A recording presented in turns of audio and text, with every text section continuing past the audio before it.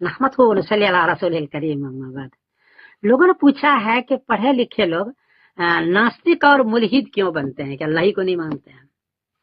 سائنسی تحقیق بتائیے۔ جواباً عرض ہے کہ یہ سارے بندے جو ناستک بنتے ہیں اس کو کسی مذہب کی پابندی نہیں کرنی ہے۔ مثلا ہندو مذہب میں وہ جائے گا تو وہاں ہے کہ غیر ہندو سے شادی نہ کرو، فلاں چیز نہ کرو، فلاں عبادتیں کرو۔ مسلمان میں کہے گا تو کہے گا کہ غیر مسلم سے شادی نہ کرو اور نماز پڑھو، روزہ رکھو۔ اب یہ کسی چیز کی پابندی نہیں کرنا چاہتا ہے، اس لیے وہ کہتا ہے کہ میں خدائی کو نہیں مانتا۔ خاص طور پر ایسے آدمی غیر مسلم عورتوں سے شادی کیے ہوئے ہوتا ہے یا اپنے مذہب کے خلاف عورتوں سے شادی کیے ہوئے ہوتا ہے، یہ خاص بنیاد ہے۔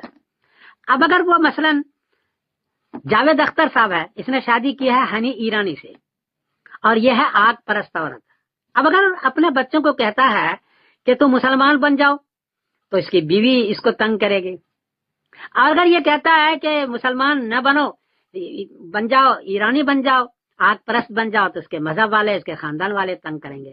ان دونوں سے چھوٹنے کے لیے، سارے پابندیوں سے چھوٹنے کے لیے وہ کہتا ہے کہ میں خدائی کو نہیں مانتا ہوں، اور ایک لچا پچا دلیل دے دیتے ہیں کہ دیکھیں غزہ کے اندر اتنے لوگ تنگ ہوئے اور دعائیں کی اور کوئی مدد نہیں ہے اللہ کی جانب سے، اس کا مطلب ہے کہ اللہ ہے ہی نہیں، یہ دلیل دیتے ہیں۔ لیکن اصل بنیاد یہ ہے، جتنے بھی آپ دنیا میں سیلیبریٹی دیکھیں گے، بڑے بڑے لوگوں کو دیکھیں گے، اس نے شادی کی ہے غیر مسلم میں، ہندو میں، عیسائی میں شادی کی ہے، تو گھر میں مذہب کی بات وہ نہیں کرتا ہے، کیونکہ بچوں کو یہ کہے گا کہ تم مسلمان بنو تو اس کی عورت تنگ کرے گی، اور اگر بچوں کے کہتے ہیں کہ تم غیر مسلم بن جاؤ، ہندو بن جاؤ، عیسائی بن جاؤ، تو پچھلے والے خاندان والے وہ تنگ کریں گے۔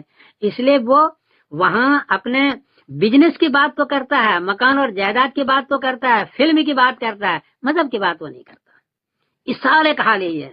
حضرت عمر رضی اللہ عنہ نے اسی لیے کہا تھا کہ یہود نصارہ سے شادی نہ کرو ورنہ تمہاری اولاد یہود نصارہ بن جائے گی۔ ہم تو ابھی دنیا میں دیکھتے ہیں کہ بڑے بڑے سیلیبریٹی جو بڑے بڑے لوگ ہوتے ہیں، غیر مسلم میں شادی کی تو خود وہ غیر مسلم کی طرح ہو گیا یا ناستک ہو گیا اور خدا کو نہیں مانتا ہے یا کسی مذہب کو نہیں مانتا ہے۔ اس میں جاوید اختر صاحب کو آپ دیکھ لیں کہ ان کا مذہبی طبقہ تھا لیکن غلط طریقے پر اس نے استعمال کیا تو اس نے کہہ دیا کہ خدائی نہیں مانتا، اور اس کے لیے وہ دلائل دیتے رہے۔ تو اصل بنیاد ہے کسی مذہب کے پابندیوں کو نہیں ماننا، یہ اصل بنیاد ہے۔